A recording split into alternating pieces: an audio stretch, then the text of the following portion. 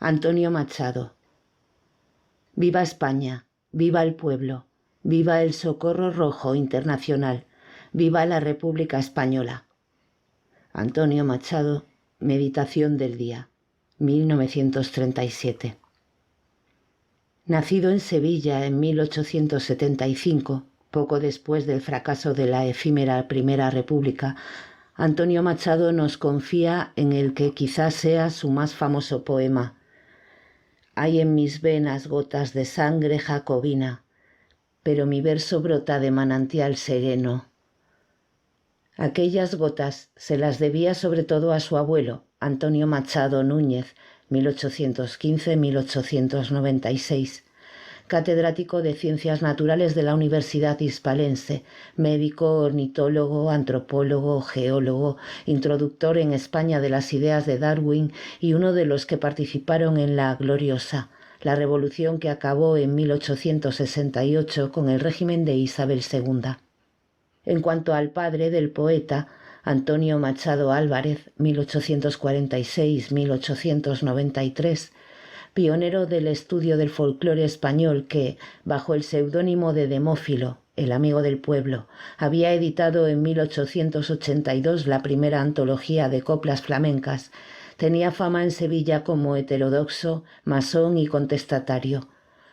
Los Machado, de procedencia portuguesa, eran de hecho una de las familias más ilustradas de la capital andaluza. Europeístas, liberales, agnósticos y entregados en cuerpo y alma al ideal de una España democrática abierta al mundo. El abuelo era amigo de Francisco Giner de los Ríos, fundador en 1876 de la Institución Libre de Enseñanza, y en 1883 la familia se había mudado a Madrid para que los hijos pudiesen ingresar en aquel colegio incomparable, sin lugar a dudas el más progresista del país. El poeta gustaba de recordar el republicanismo que impregnaba el ambiente familiar. Cuando yo era un niño, escribió a Unamuno en 1921, había una emoción republicana. Recuerdo haber llorado de entusiasmo en medio de un pueblo que cantaba la marsellesa y vitoreaba a Salmerón, que volvía de Barcelona. El pueblo hablaba de una idea republicana, y esta idea era, por lo menos, una emoción, y muy noble. Machado, que ganaba su pan diario como catedrático de francés, había vivido con gran intensidad la llegada en 1931 de la Segunda República, siguiendo la tradición familiar e incluso había ayudado a izar la bandera tricolor en el Ayuntamiento de Segovia, en cuyo instituto entonces se enseñaba. Tenía carné del partido de Manuel Azaña, Alianza Republicana, luego Izquierda Republicana, y, como tantos, creía que el nuevo régimen significaba por fin el ocaso de la anquilosada España caínita y sombría y la posibilidad de que el país avanzara resueltamente hacia la modernidad. Si bien los 2 primeros años habían sido altamente positivos, máxime en el ámbito cultural, pese a los muchos problemas existentes, sobre todo el económico, el segundo bienio había resultado desastroso. Por ello, la victoria del Frente Popular en las elecciones de febrero de 1936 le había devuelto la esperanza. Se había recuperado la República de 1931. España todavía se podía salvar. Machado vive con su madre y su hermano José y su familia en un amplio piso de la calle del General Arrando, cerca de la plaza de Chamberí. Manuel, en estos momentos encargado de la hemeroteca municipal, está cerca, con su mujer Eulalia Cáceres, en la calle de Churruca. Otro hermano, Joaquín, también tiene piso propio y Francisco, oficial de prisiones, vive con su familia en las dependencias de la cárcel de mujeres de Ventas. Muy pocas personas están al tanto de que Antonio mantiene, desde 1928, una relación secreta y, a su pesar, platónica con la poetisa Pilar de Valderrama, la Guiomar de sus poemas amorosos, con quien se ve de vez en cuando en un café alejado del centro de Madrid, en el barrio obrero de Cuatro Caminos. Valderrama es muy católica y de derechas, y en vísperas del golpe militar de julio huye con su marido y niños a Portugal, después de quemar más de 200 cartas del poeta. Machado nunca la volverá a ver, pero su recuerdo le sostendrá hasta el último momento de su vida. Cuando se inicia la sublevación de los militares rebeldes el 18 de julio, todos los hermanos Machado se encuentran en Madrid menos Manuel, que ha ido a Burgos con su mujer para celebrar allí, el día 16, la onomástica de la hermana de Eulalia, Carmen, religiosa de las esclavas del Sagrado Corazón. La ciudad cae enseguida en manos de los sublevados y se inicia una dura represión de los elementos rojos. Manuel, cuyos sentimientos republicanos acaso son conocidos por algunos de los gerifaltes fascistas locales, pasa al principio unos ratos muy difíciles e incluso es encarcelado durante los momentos iniciales. Liberado gracias a las gestiones de su mujer y de Carmen, trabaja durante unas semanas como corrector de pruebas en el diario burgalés El Castellano y antes de terminar agosto ya está al servicio de la Falange. Nada de esto sabe todavía su familia en Madrid. Antonio, entretanto, ha presenciado el ataque de los madrileños al cuartel de la Montaña que considera heroico. La arremetida fascista contra la República brinda a Machado la oportunidad de cumplir con tal vez su vocación más acariciada, luchar por la democracia al lado de su pueblo y, si resulta necesario, morir por la causa.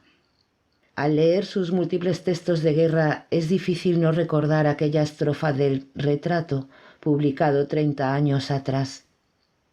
¿Soy clásico o romántico? No sé.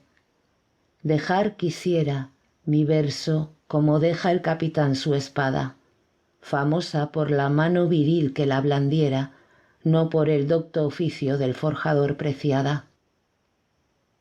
Capitán es una palabra fundamental en Machado, siempre utilizada en clave admirativa.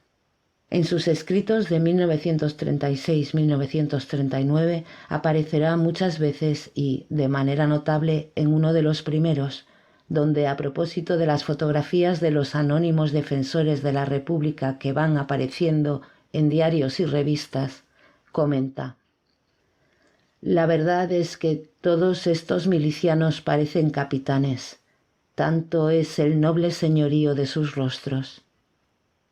Para el poeta, el Cid campeador, arquetipo del capitán auténtico, resucita en los héroes surgidos ahora de las entrañas del pueblo.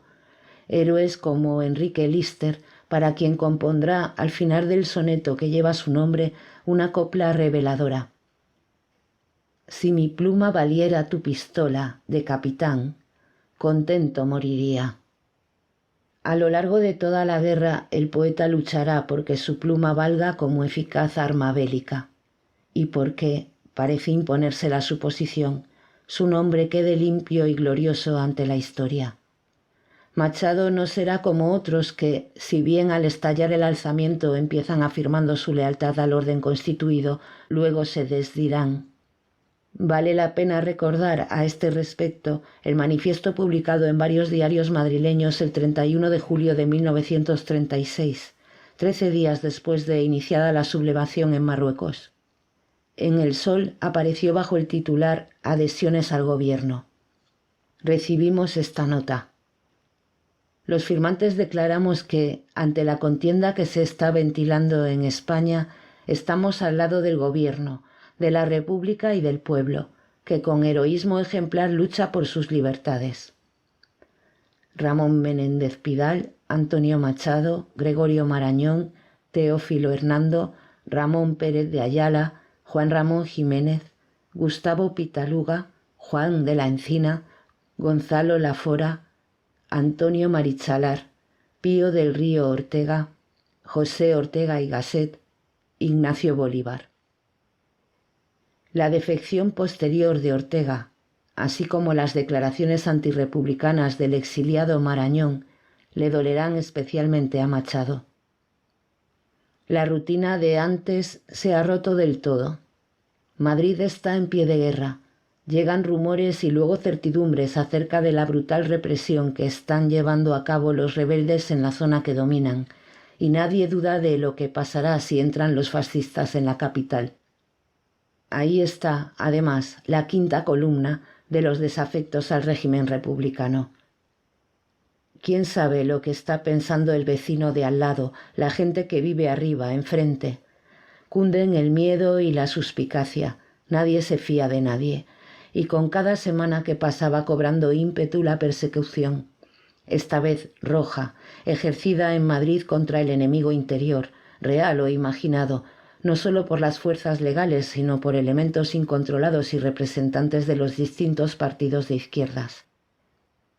Aparecen cadáveres cada mañana en la casa de campo. Lo recordará Arturo Barea en La forja de un rebelde. Se oyen tiros por la noche, se producen alborotos en las cárceles. No hay manera de aventurar, desde luego, cuánto tiempo puede durar la lucha. Al principio parece imposible que la República, con los medios de que dispone, no vaya a poder reducir con rapidez a los sublevados. Pero el apoyo de Alemania e Italia a los generales insurrectos, eficaz desde el primer momento de la rebelión, ha convertido la contienda en mucho más que una guerra civil. Todo es incertidumbre y propaganda. ¿Cómo saber lo que está pasando? ¿Cómo vaticinar lo que puede ocurrir?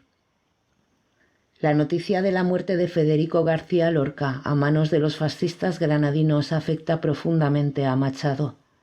Inicialmente más rumor que certeza, la triste realidad no ha tardado en confirmarse, pues, si el poeta estuviera vivo, los rebeldes, ante la reacción mundial que está suscitando el caso, serían los más interesados en demostrarlo, y no pueden.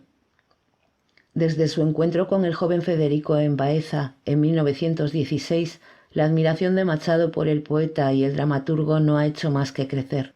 En 1933 le había conmovido Bodas de sangre, y así se lo comunicó en una carta. Lorca, además, había montado con sus compañeros de la barraca una versión escénica del largo romance machadiano La tierra de Álvar González. ¿Cómo no agradecer el detalle? No podía desconocer cuánto le debía Lorca, quien a lo mejor se lo había dicho más de una vez. Había leído Machado, justo antes de la sublevación, las palabras que le dedicara el granadino en su entrevista con Luis Bagaría. Es muy probable. El caricaturista le había preguntado a Lorca qué poetas le gustaban más de la actualidad española. «Hay dos maestros», fue la contestación: Antonio Machado y Juan Ramón Jiménez.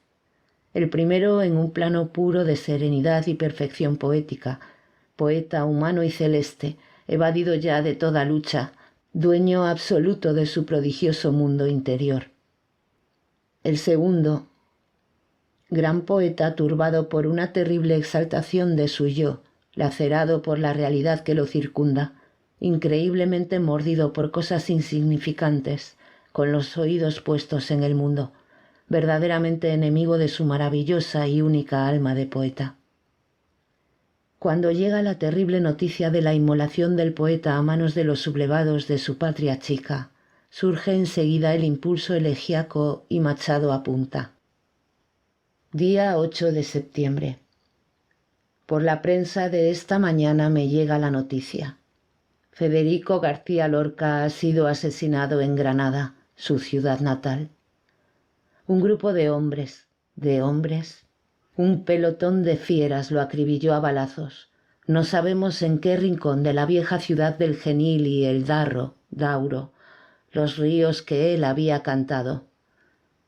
Pobre de ti, Granada. Más pobre todavía si fuiste algo culpable de su muerte. Porque la sangre de Federico, tu Federico, no la seca el tiempo. Sí, Granada. Federico García Lorca era tu poeta, lo era tan tuyo que había llegado a serlo de todas las Españas, pulsando tu propio corazón. Se trata del germen de la elegía El crimen fue en Granada, publicada el 17 de octubre de 1936 en la revista Ayuda, que se hace casi de la noche a la mañana famosísima. Reproducido profusamente dentro y fuera de España, el poema hizo más por la causa republicana que quizá cualquier otro texto literario de la guerra. Se trataba de una despiadada condena de las fuerzas vivas, de la ciudad andaluza, siempre considerada por Machado como una de las más atrasadas de España. El crimen fue en Granada. a Federico García Lorca. Para la fecha en que se publica La Elegía, los rebeldes ya se van acercando peligrosamente a Madrid. Toledo acaba de caer y, como hemos dicho, nadie duda que, si logran tomar la ciudad, la represión será inmisericorde. Así se lo han prometido a los madrileños, tanto Franco como los generales Queipo de Llano y Mola. El momento de la verdad llega a principios de noviembre, cuando las tropas facciosas penetran en la Casa de Campo, con la capital delante. En la noche del 4 de noviembre se forma un nuevo ejecutivo de urgencia, encabezado por el socialista Francisco Largo Caballero y con la participación de los anarquistas. Largo está convencido de la necesidad de trasladar el gobierno inmediatamente a Valencia, pues si cae en manos de los rebeldes la guerra habrá terminado. El asunto se debate a fondo en el consejo celebrado la tarde del día 6. Los 4 ministros de la CNT y los 2 comunistas se oponen, pero Largo amenaza con dimitir si no se acata su voluntad. La decisión de abandonar enseguida Madrid se toma a las 18:45 horas. Todas las autoridades republicanas creen que la caída de la capital es tan inminente como inevitable, y así, también, los corresponsales extranjeros que acompañan al general rebelde Enrique Varela. Antes de irse, Largo Caballero confía al general José Miaja Menant la rápida organización de una Junta de Defensa de Madrid, presidida por este e integrada por representantes de todas las formaciones políticas con carteras en el gobierno, y en la misma proporción. Durante la noche del 6 al 7 de noviembre, Miaja y sus colaboradores trabajan febrilmente. No se ve un alma en las oficinas gubernamentales, no contesta nadie el teléfono. Todo el aparato del Estado Mayor se ha venido abajo. No hay artillería antiaérea, apenas hay armas, municiones. Solo funcionan ordenadamente el Partido Comunista y el Quinto Regimiento. Con la Junta de Defensa ya en pie se produce, sin embargo, el milagro, y los facciosos, cuando intentan entrar en la ciudad el 7 de noviembre, se encuentran con una feroz resistencia y son repulsados. No pasarán. La hazaña de los madrileños será inmortalizada por Machado en 4 versos admirables. Madrid, Madrid, qué bien tu nombre suena, rompeolas de todas las Españas. La tierra se desgarra, el cielo truena, tú sonríes con plomo en las entrañas. Tampoco podrá faltar, en la misma vena, el elogio de José Miaja para Machado, otro auténtico héroe español. Tu nombre, capitán, es para escrito en la hoja de una espada, que brille al sol para rezado a solas, en la oración de un alma sin más palabras, como se escribe César o se reza España.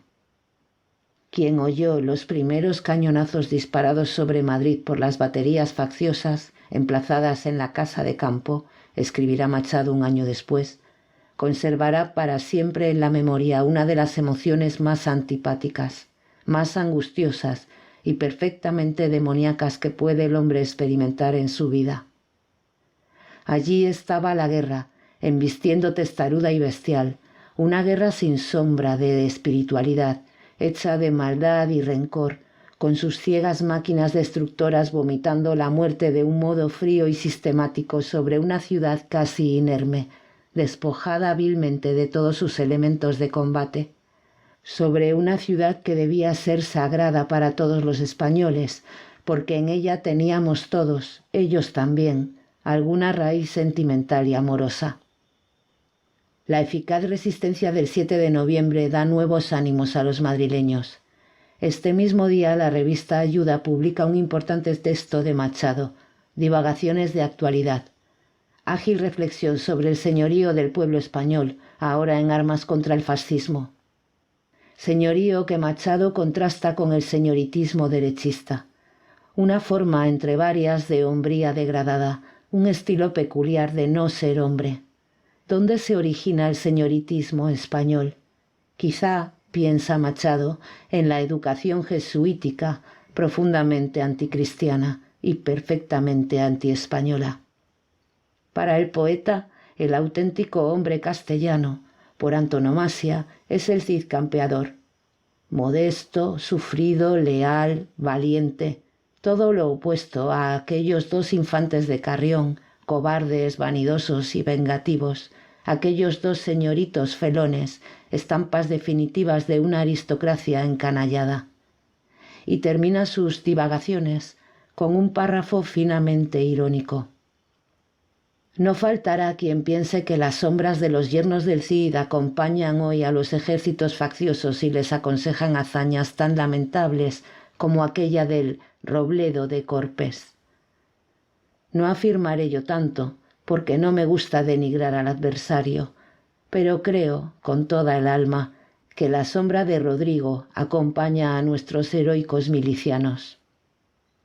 Las divagaciones de actualidad no podían haber salido en momento más oportuno, con Madrid en plena lucha contra los sublevados, atrincherados a 2 pasos en la casa de campo. Machado no tarda en comparar al pueblo madrileño que se opone al fascismo doméstico e internacional en 1936 con el que se levantó en 1808 contra el invasor francés y sus cómplices interiores, iniciando así la Guerra de la Independencia.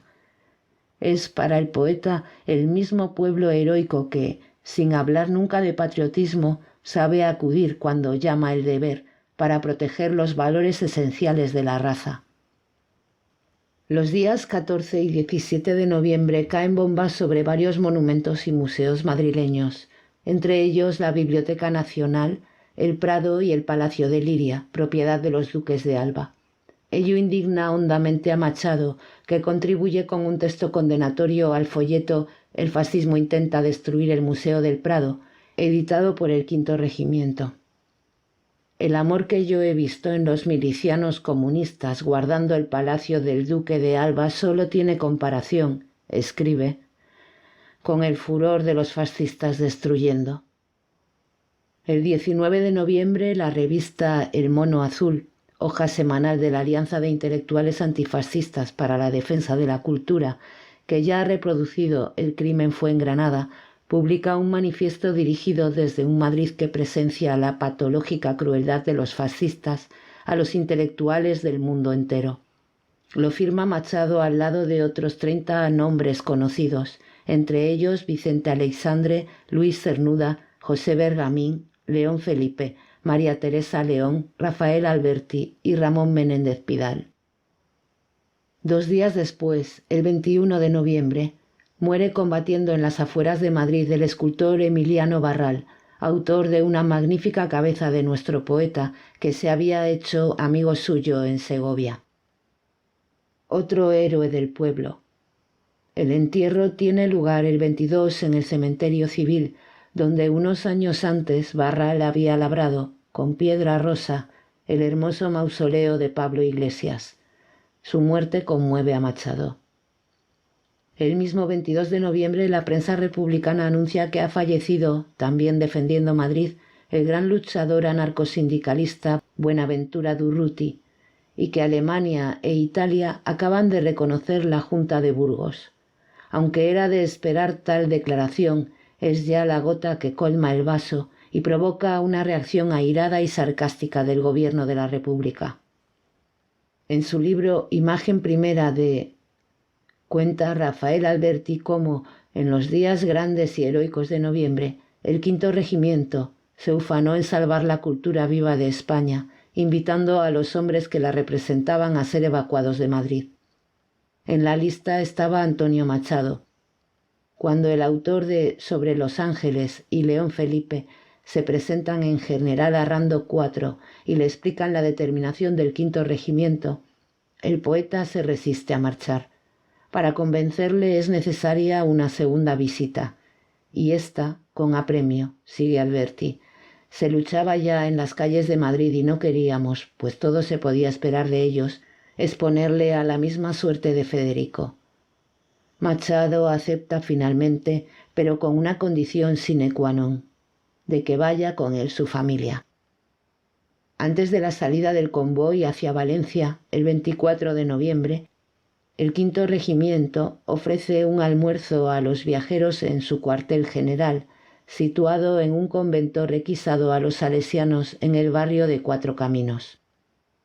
Con Machado se sientan el histólogo Pío del Río Ortega, el director de la Biblioteca Nacional, Tomás Navarro Tomás, Arturo Dupérier, catedrático de Geofísica de la Universidad Central, Antonio Madinabeitia, catedrático de la Facultad de Farmacia, el urólogo Isidro Sánchez Covisa, el escritor José Moreno Villa, el director del Instituto Nacional de Física y Química, Enrique Moles, y los psiquiatras Miguel Sacristán y Miguel Prados, hermano del poeta Emilio Prados.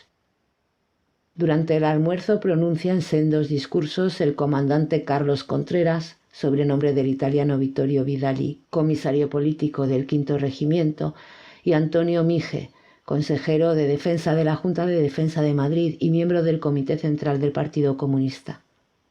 Ustedes marchan a Valencia o a donde ustedes quieran, termina Contreras.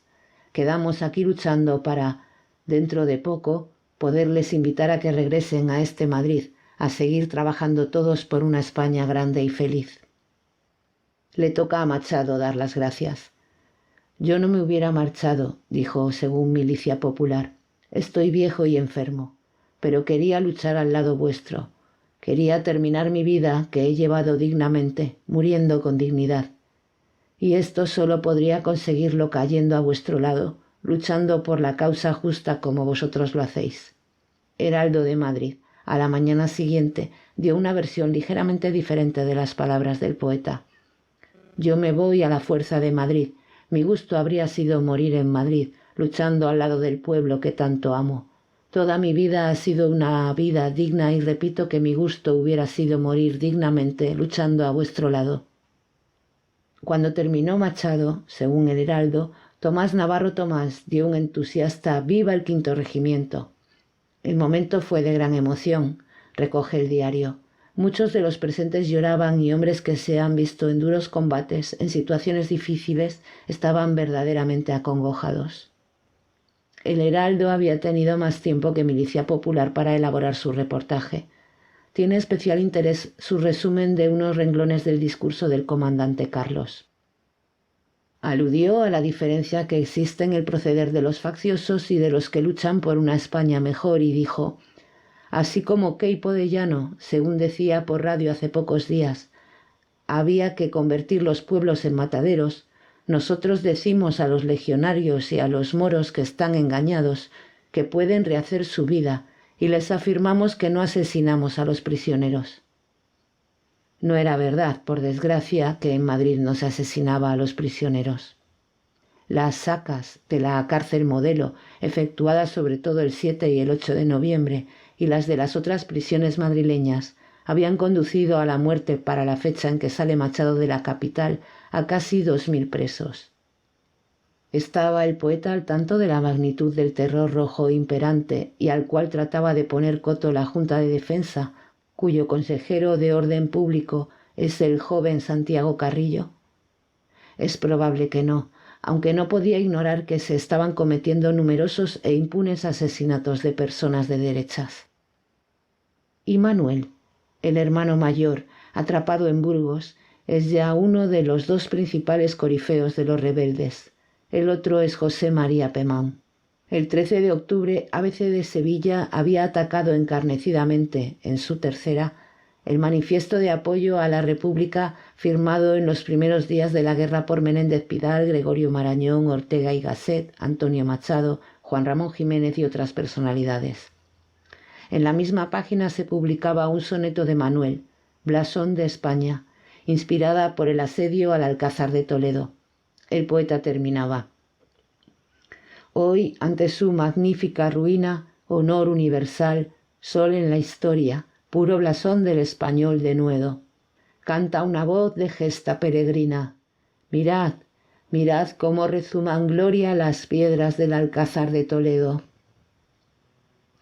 Aunque es casi seguro que Antonio nunca vio aquella tercera del ABC sevillano, en la que aparecía su nombre a unos centímetros del de su hermano, difícilmente podía desconocer del todo la intensa labor a favor de Franco que ya para noviembre de 1936 realizaba Manuel en la otra zona. De ella le llegarían noticias. Además, los poemas se transmitían por la radio rebelde, a veces leídos por su autor. Con esta amarga realidad tendría que convivir Antonio, que tan cerca se había sentido siempre de Manuel, a lo largo de toda la guerra. A las 5 aproximadamente, seguía el reportaje publicado en el Heraldo el 25 de noviembre, se puso en marcha la expedición que fue despedida desde la misma calle por Mige y los responsables del 5º Regimiento. Iban los sabios y sus familias en 2 magníficos autobuses rodeados del mayor número posible de comodidades, perfectamente escoltados por un grupo de milicianos y 4 tanques. Solo pudieron llevar consigo unos pocos enseres, lo esencial. Atrás quedaban la biblioteca del poeta, sus papeles privados, sus cuadernos y las muchas cartas de Pilar de Valderrama, su grande y secreto amor. Cuesta trabajo creer que las abandonó a su suerte o que las destruyó, pero sobre su paradero nunca se ha podido averiguar nada. Antonio Machado no lo podía saber, aunque quizá lo intuía, pero jamás volvería a pisar las calles de Madrid. La caravana llega sin incidencias, ya de noche cerrada a Tarancón, donde duermen los evacuados. Al amanecer suben otra vez a los vehículos. Una avería en el puerto de Contreras retrasa en unas horas su arribo a Valencia. Allí los periódicos reflejan la presencia en la ciudad del grupo y señalan que están instalados en el Palace Hotel, situado en la calle de la Paz número 27, habilitado como Casa de la Cultura. Hay una conferencia de prensa. Pío del Río Ortega declara que los madrileños están soportando los bombardeos fascistas con un estoicismo sorprendente. El espectáculo, dice, es sencillamente grandioso. En cuanto a Machado, insiste sobre los estragos producidos por la aviación enemiga, a su juicio con premeditación, en los centros culturales y artísticos madrileños. Los fascistas pretenden demostrar con estos inexplicables bombardeos, manifiesta, que no respetan nada y todo les ha sido y es indiferente. En una entrevista publicada unos días después en La Vanguardia de Barcelona, el poeta volvió a subrayar el absoluto desprecio del fascismo por la cultura. El incendio producido en la Biblioteca Nacional le había conmocionado. Yo lo afirmo rotundamente. El Museo del Prado, la Biblioteca Nacional, han sido bombardeados sin otra motivación bélica que la fatal necesidad de destruir que siente el fascismo. He visto las huellas de las bombas dirigidas a estos templos de la cultura. La cultura es un objetivo militar para los fascistas y para destruirla envían sus aviones internacionales como embajadores de las fuerzas negativas de la historia. Ante tal contienda, el intelectual digno de tal nombre no puede inhibirse. Sería ruin. Machado tiene para Federico García Lorca un recuerdo emotivo y termina repitiendo que, como ha dicho en ocasiones anteriores, él y los otros intelectuales comprometidos con la democracia se sienten soldados que blanden la pluma en vez de la espada. El poeta se cansa muy pronto de la Casa de la Cultura, desarraigado de su ambiente habitual, agravado en sus dolencias y de una nerviosidad y extenuación realmente alarmantes. Según su hermano José, es evidente que no puede seguir allí.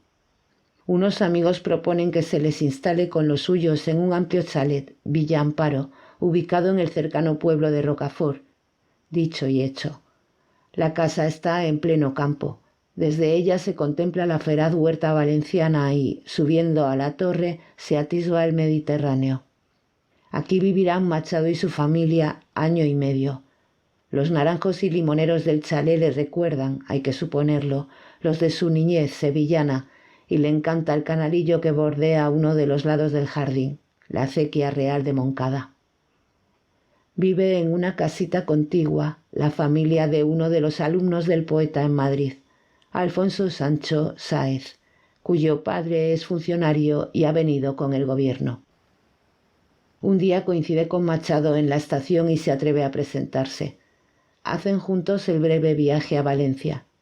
Su exquisita bondad condescendiente le impidió defraudarme, apunta Sancho Sáez, y me despedí de él comprendiendo que, naturalmente, no me había reconocido, pero aquel brevísimo encuentro vive en mi corazón como un resplandor.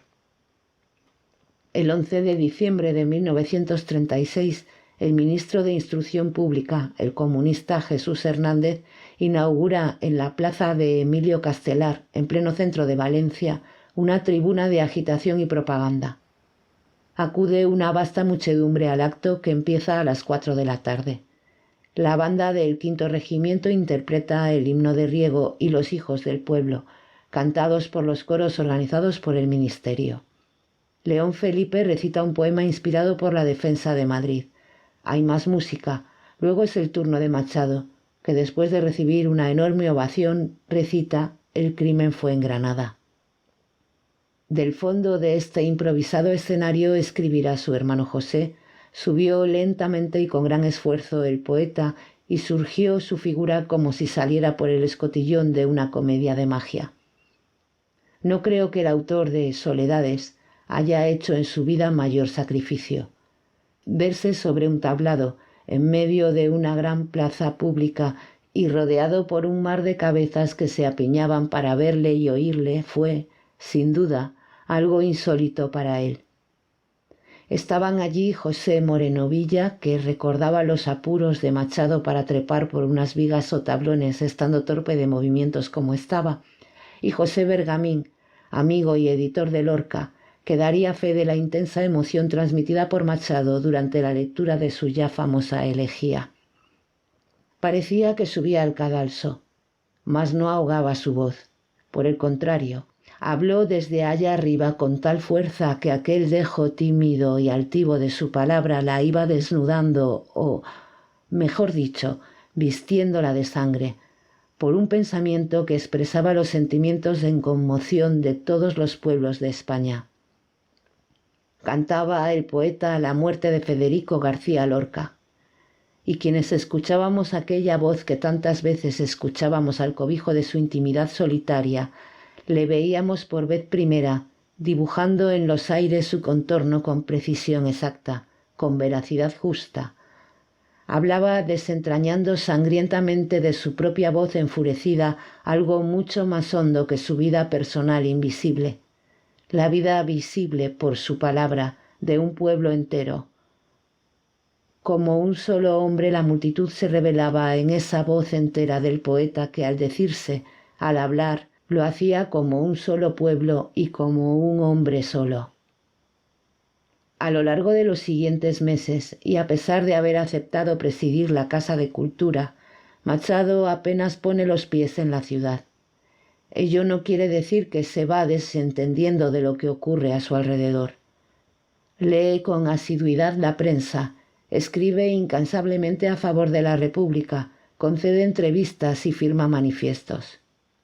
Además, si José se queda en Villamparo a su lado, en calidad casi de secretario, Francisco y Joaquín vuelven a casa cada noche desde sus respectivos despachos en Valencia.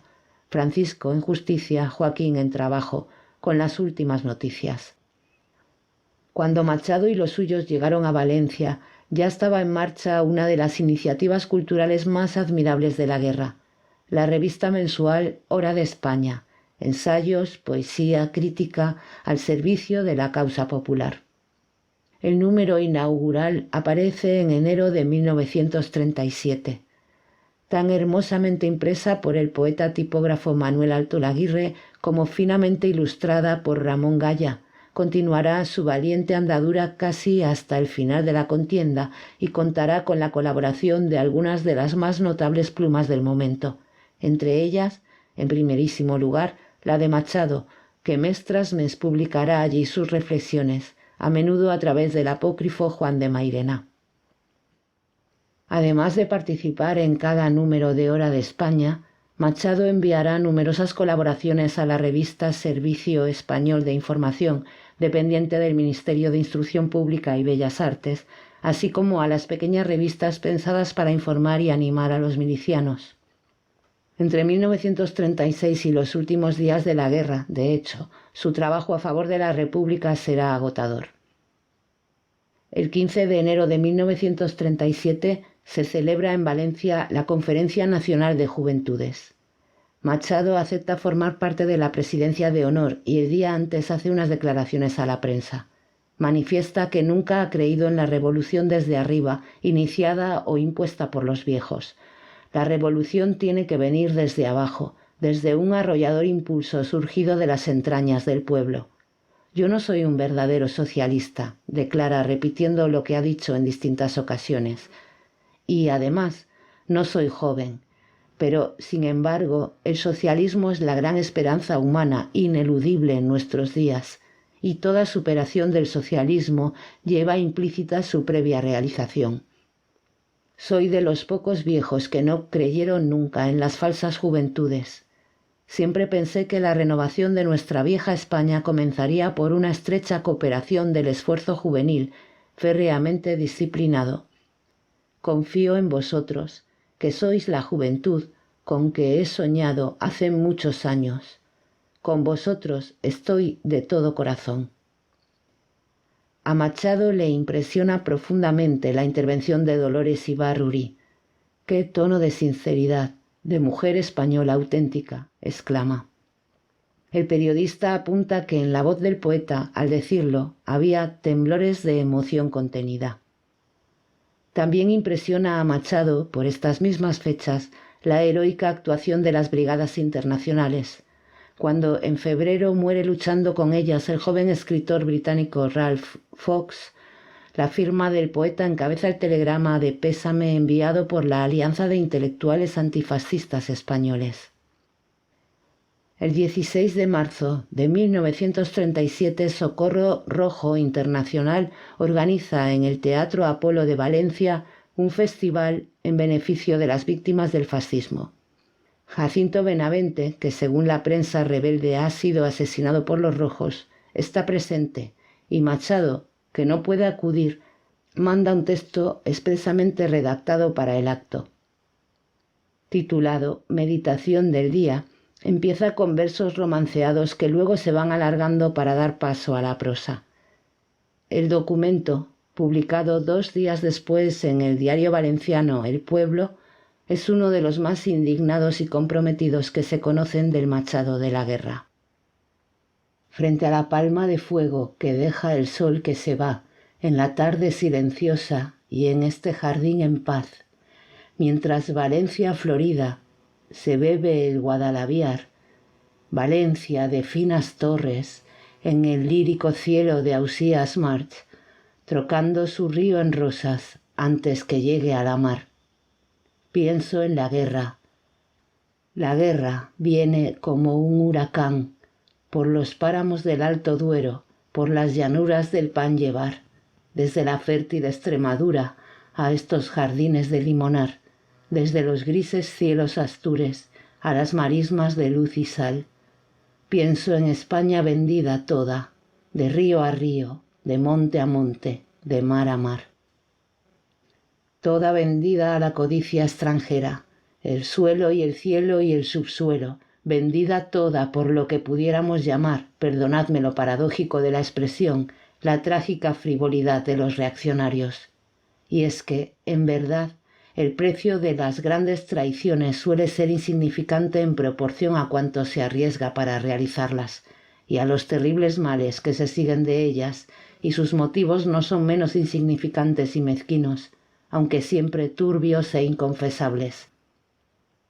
Si preguntáis, aparte de los 30 dineros, ¿por qué vendió Judas al Cristo?, os veríais en grave aprieto para responderos.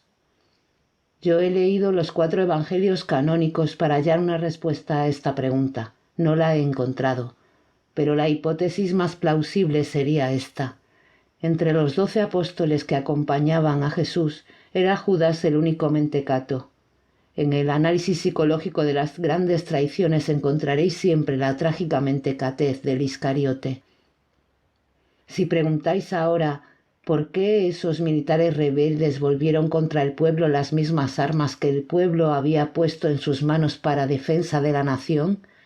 ¿Por qué, no contentos con esto, abrieron las fronteras y los puertos de España a los anhelos imperialistas de las potencias extranjeras?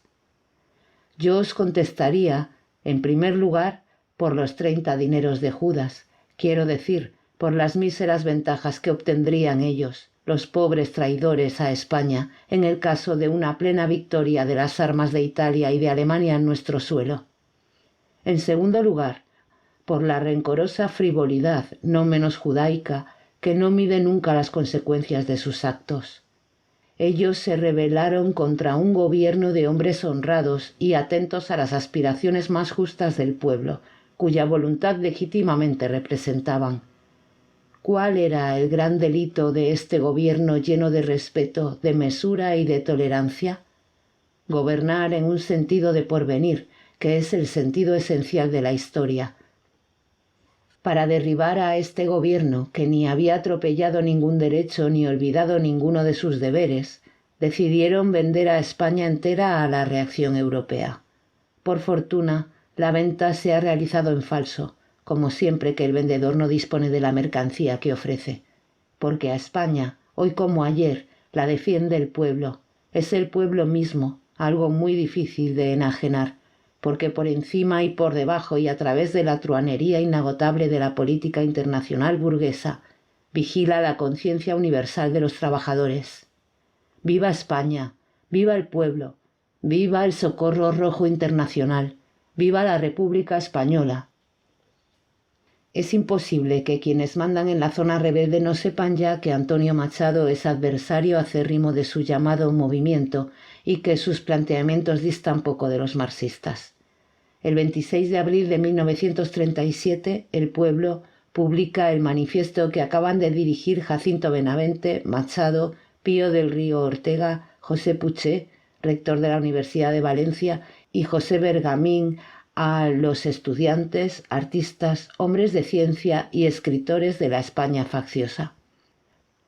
Manifiesto que, según el mismo diario, ha sido difundido profusamente por las zonas en poder de los rebeldes, quizá en forma de octavillas lanzadas desde el aire. El documento insiste sobre la criminalidad del fascismo internacional que ahora se quiere implantar en España y exhorta a quienes lo lean. Llamamos a vuestra conciencia española. No nos traicionéis traicionándoos. No traicionéis a España ni en su pasado ni en su porvenir. No ayudéis con vuestra complicidad a los enemigos de la patria, a los que quisieron convertirla en colonia extranjera. El 2 de junio, El Pueblo y Frente Rojo publican otro manifiesto que los intelectuales españoles antifascistas envían al mundo, esta vez en protesta por el bombardeo de Almería. Vuelven a encabezar la lista de firmantes Benavente y Machado. Se dan a conocer también las reflexiones de nuestro poeta, mayormente atribuidas a un Juan de Mairena, póstumo, en Hora de España y luego en La Vanguardia de Barcelona. Representan la culminación de una vida entera dedicada a la búsqueda y al análisis de lo esencial español. Nada como la guerra, dice Mairena en uno de sus comentarios, para agudizar vuestra percepción de la paz perdida. El viejo dicho romano, si vis pacem, para bellum, si quieres la paz, prepara la guerra, le ha dado mucho que pensar a Machado. No puede estar de acuerdo, por supuesto, y Mairena propone una reformulación. Si quieres paz, prepárate para vivir en paz con todo el mundo. ¿Qué es exactamente lo que no han hecho las llamadas democracias occidentales que, al participar en una frenética carrera de armamentos mientras al mismo tiempo se afanan por apaciguar a Hitler, han conseguido que el cataclismo, cuando llegue, sea terrible? Hoy sabemos que Machado tenía razón. Sigue siendo en el cristianismo laico sin Dios, donde encuentra la clave para un futuro mundo en paz. Porque lo realmente original del mensaje de Cristo, ya lo viene señalando desde hace años, es su insistencia sobre el amor fraternal. Y el amor fraternal es incompatible con el propósito declarado de aniquilar al prójimo, inherente al fascismo. Machado había declarado en 1934 que el marxismo era la praxis política que a su juicio más se aproximaba a las enseñanzas de Jesús. Lo reafirma ahora en su carta a David Vygotsky, fechada 20 de febrero de 1937 y publicada este abril en Hora de España. Vygotsky es un distinguido hispanista ruso. Machado desarrolla en su carta la tesis de que los rusos, al margen del marxismo, así como los españoles al de la Iglesia Católica, son un pueblo profundamente cristiano por el énfasis que ponen sobre el amor fraternal. La reciente lectura de El adolescente de Dostoyevski le ha convencido de que no se equivoca.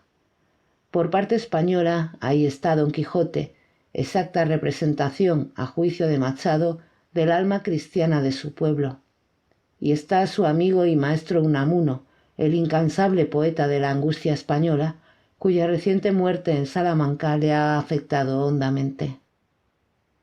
El 1 de mayo de 1937, en el Congreso de las Juventudes Socialistas Unificadas, celebrado en Valencia, Machado pronuncia un discurso en el cual tiene el valor de exponer otra vez, con nitidez, su actitud personal ante el marxismo-socialismo. Desde un punto de vista teórico, yo no soy marxista, no lo he sido nunca, es muy posible que no lo sea jamás. Mi pensamiento no ha seguido la ruta que desciende de Hegel a Carlos Marx, tal vez porque soy demasiado romántico, por el influjo, acaso, de una educación demasiado idealista. Me falta simpatía por la idea central del marxismo. Me resisto a creer que el factor económico, cuya enorme importancia no desconozco, sea el más esencial de la vida humana y el gran motor de la historia. Veo, sin embargo, con entera claridad, que el socialismo, en cuanto supone una manera de convivencia humana basada en el trabajo, en la igualdad de los medios concedidos a todos para realizarlo y en la abolición de los privilegios de clase, es una etapa inexcusable en el camino de la justicia. Veo claramente que es esa la gran experiencia humana de nuestros días, a que todos de algún modo debemos contribuir. Unos meses después continúa esta meditación en otro artículo, sobre la Rusia actual.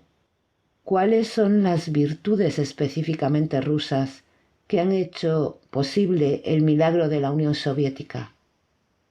Las encuentra claramente delineadas en la literatura prerrevolucionaria. Tolstoy, Turgeniev, Dostoyevski, en esas figuras que parecen movidas por un resorte esencialmente religioso, una inquietud verdadera por el total destino del hombre. Es decir, los rusos han sido siempre revolucionarios cristianos. Siendo así, Machado reconoce que puede parecer paradójico que la Rusia actual profese un puro marxismo, pero no cree que lo sea.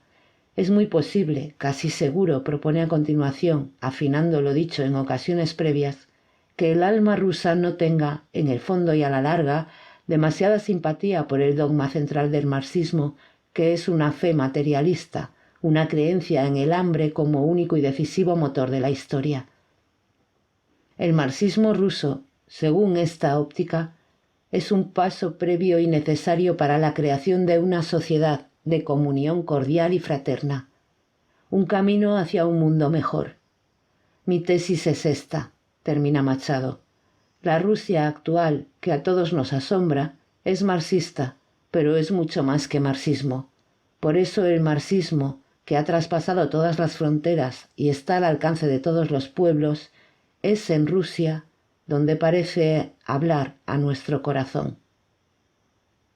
¿Había oído rumores acerca de posibles crímenes cometidos por el estalinismo? Si así fuera, y no tenemos información alguna al respecto, hay que suponer que tampoco habría cambiado su tesis acerca de lo esencial ruso, de lo esencialmente cordial ruso. Le correspondía, como escritor comprometido con la República, ensalzar a los mayores aliados de España en la guerra contra el fascismo, pero lo hace desde una profunda convicción muy anterior a la sublevación. ¿Convicción ingenua? Tal vez, pero no por ello menos sincera. Recibe algunas visitas en Rocafort. Un día, a mediados de 1937, el periodista valenciano Rafael Ferreres acude acompañado del filósofo Vicente Gauss, que se queda preocupado al constatar la notable desmejora física del poeta, de aspecto mucho más viejo de lo que había esperado. Andaba encorvado y arrastrando los pies, recordó. El aliño de su persona era exactamente el torpe aliño indumentario con que él mismo se ha descrito. Veíase en todo al hombre descuidado de sí mismo. Su cansancio y su agotamiento trascendían en el vacilante pulso con que firmó nuestros libros. Ferreres comete en otra visita a Villamparo la indiscreción de decir que acaba de oír a Manuel Machado en la radio de Burgos. Antonio cambia, un poco desazonado, de conversación y le pregunta en la puerta, solo por curiosidad, qué decía su hermano. Estaba leyendo unos sonetos patrióticos, uno de ellos dedicado al general Franco, contesta el joven. Machado no hace ningún comentario, pero podemos imaginar su profundo disgusto.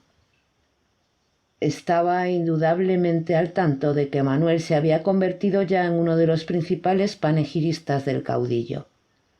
Mientras él luchaba por defender a la República legalmente constituida, su hermano encomiaba en público al detestable traidor que se había aliado con los fascistas alemanes e italianos para asesinar la democracia española.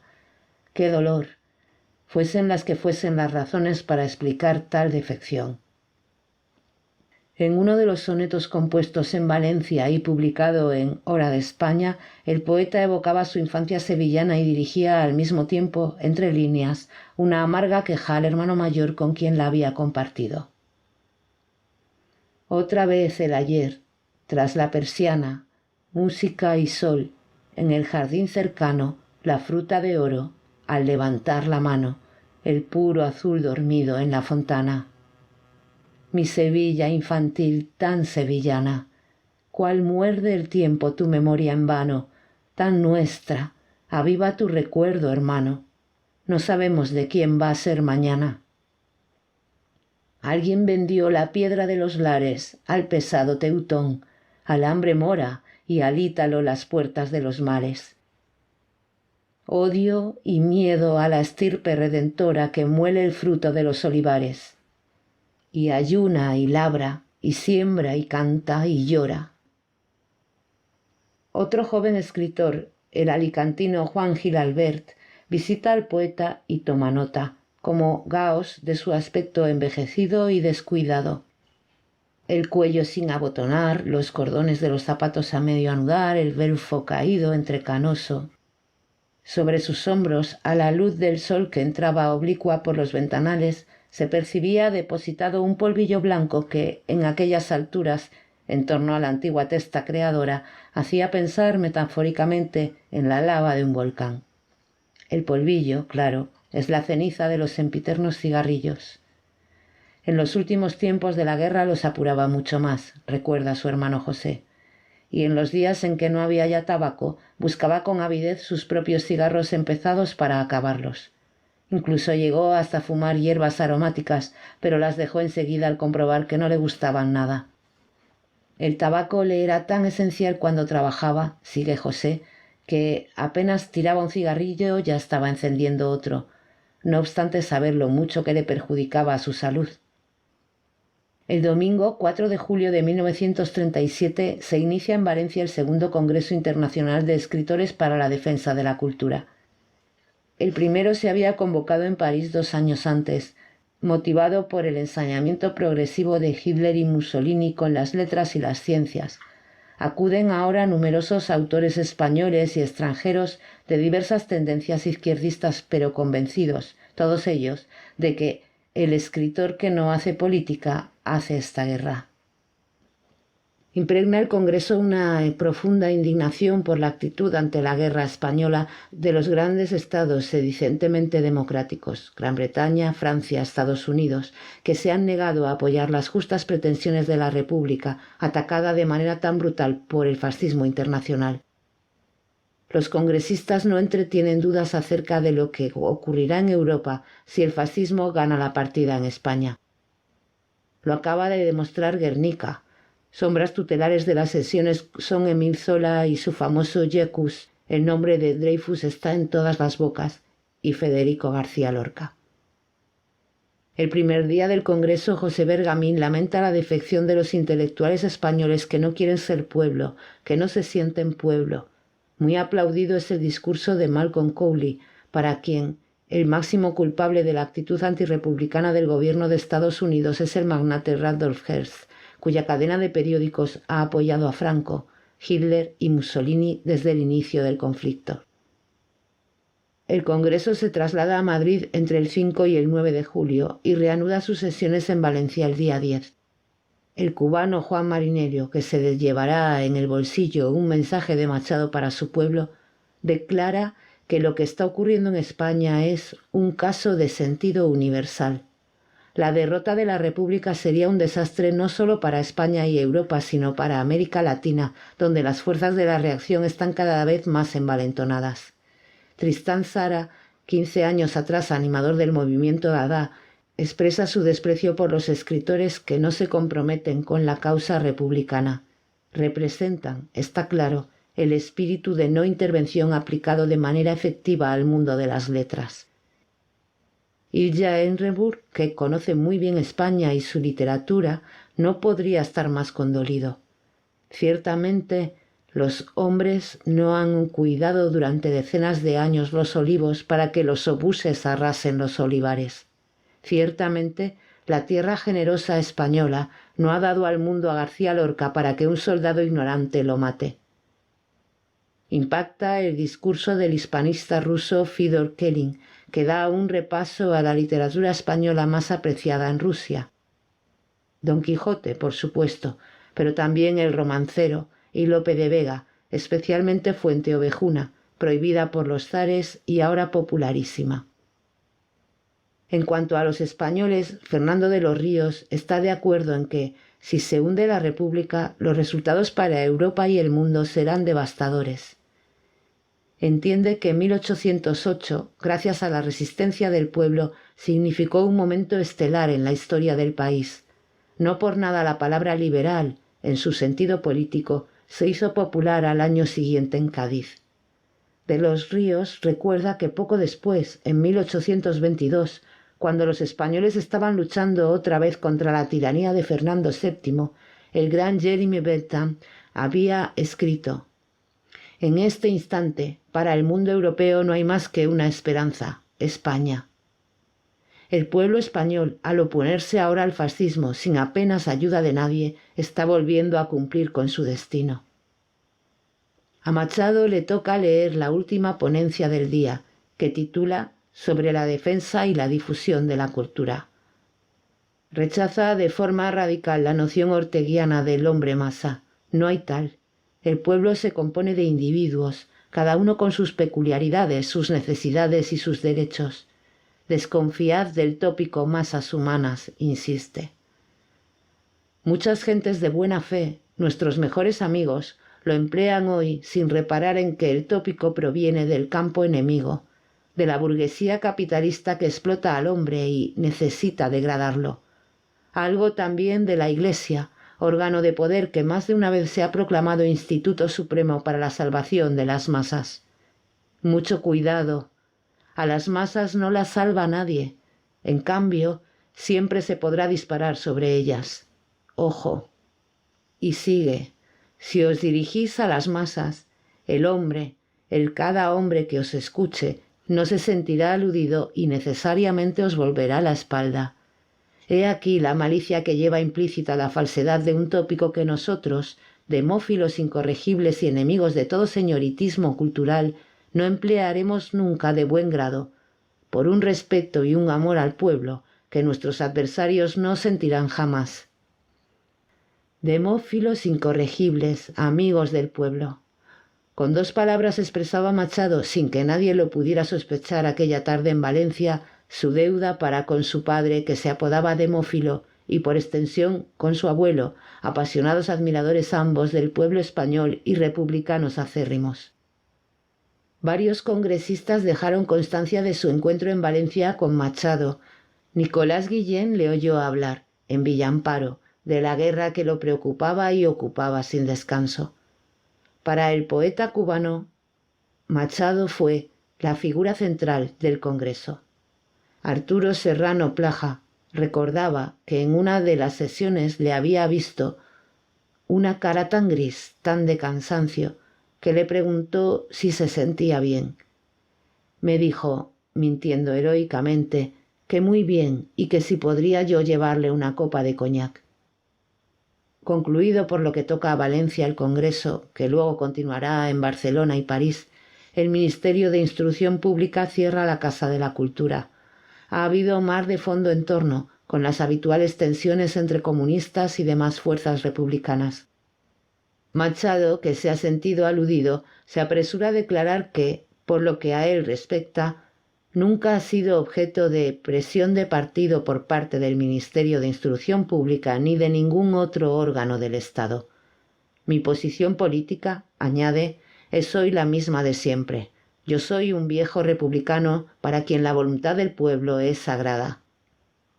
Puesto que dirige dicho ministerio en estos momentos el comunista Jesús Hernández, autor luego del polémico libro Yo fui un ministro de Stalin en España, parece colegirse oblicuamente que a Machado se le ha acusado de ser compañero de viaje del partido, algo que por supuesto rechaza.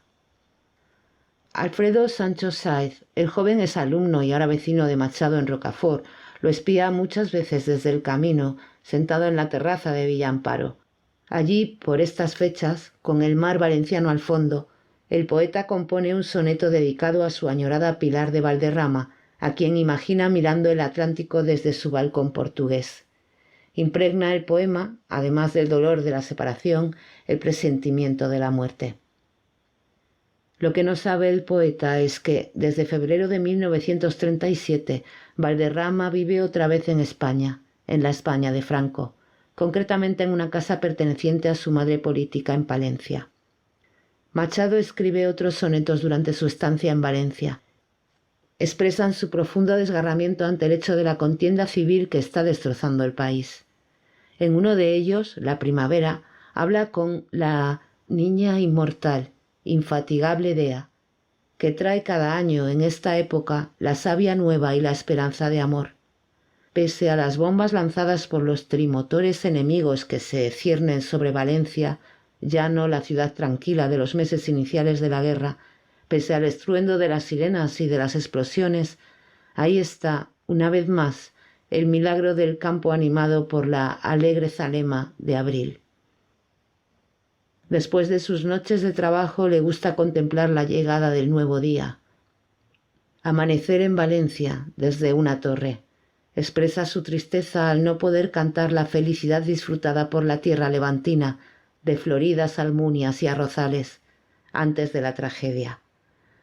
En La muerte del niño herido, herido se da a entender por una bomba enemiga, es la ternura del poeta identificado con los inocentes que sufren las consecuencias de la criminalidad fascista. En otro soneto de la secuencia glosa un asunto que le obsesiona, la venta de España a la ambición internacional, y en el último, con su dedicatoria entre paréntesis a otro conde, don Julián, alusión clarísima a Franco, que ha abierto las puertas del país a la codicia extranjera, así como el padre de la cava a los musulmanes, esboza un diálogo entre la Madre España y Dios que no excluye cierta piedad hacia el traidor. Hijo tuyo es también, Dios de bondades, cúrale con amargas soledades, haz que su infamia su castigo sea.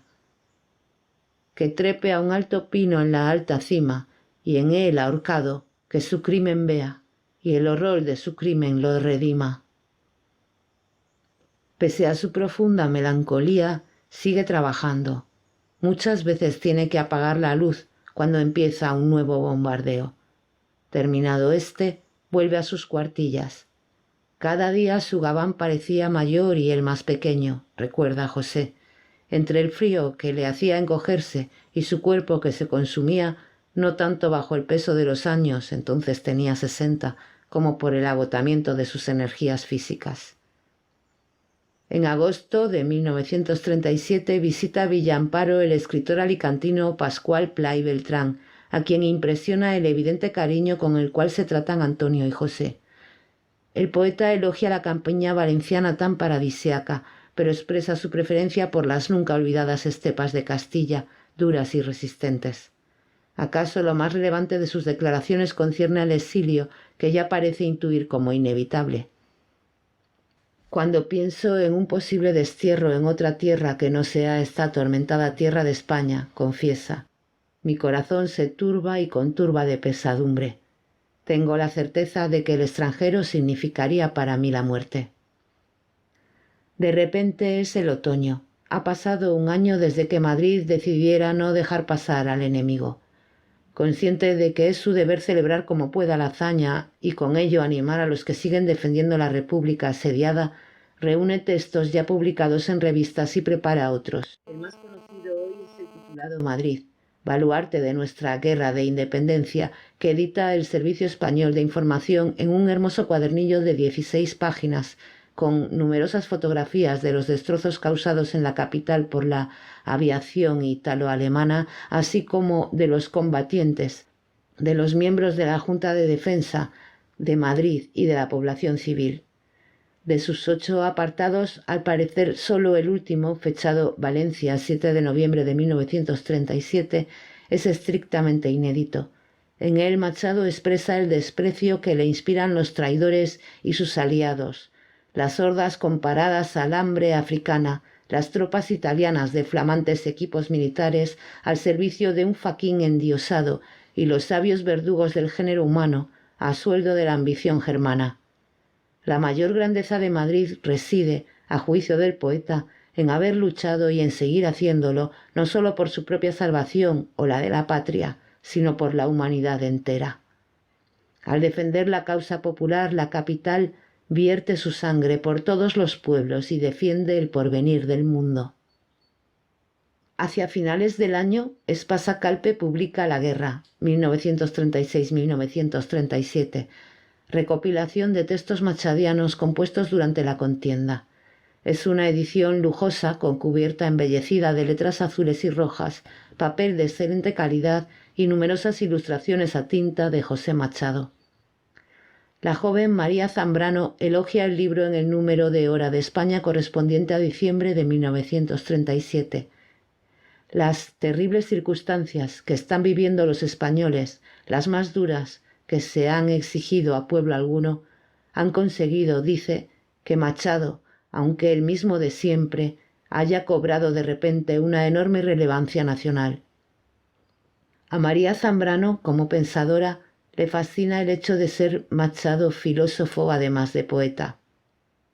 Tiene un fondo de sereno estoicismo que, aunque acaso el poeta no quiera de todo admitirlo, es el mismo signo de resignación y triunfo que él cree percibir en los rostros de los milicianos que están dispuestos a perder su vida por la República. Zambrano no duda, por otra parte, que Machado es un gran poeta, amoroso, un poeta que canta y razona el amor como pocos, y es cierto. Todo indica que Valencia, pese a la retórica de la esperanza, no tardará en caer en manos de Franco.